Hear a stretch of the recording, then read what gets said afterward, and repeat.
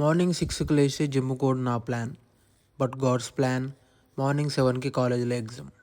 నాకు అర్థం కాలేదు సార్. ఇక మనం లేచిందే లేటు. చిన్నగా రికార్డులో అయితే ఇండెక్స్ అయితే రాసేసిన. ఇక మనకు స్నానం చేసే టైం కూడా లేదు. షర్ట్ అయితే చేంజ్ చేసుకున్నా. ఇంత సెంటు కొట్టుకొని అయితే వెళ్ళిపోయినా. దారిలో రాగి జావ తాగుదాం అనుకున్నా. అదేమో మస్తు వేడుంది. ఇంకో దిక్కేమో ఎగ్జామ్ టైం అవుతుంది. ప్రాణముల పంచాక్షరితో శివుని పిలుచు సంకల్పమై ముంచుకు వచ్చే మృత్యువు కందని మార్కండేయుడవై పరుగులు తీ. బరాబర్ టైంకి అయితే వేనా. గేట్లు కూడా ఓపెన్ చేయలే. క్లాస్ రూమ్లో కూడా ఎవ్వరు లేరు. ఒంటరినై ప్రతి నిమిషం కంటున్నాను నిరంతరం.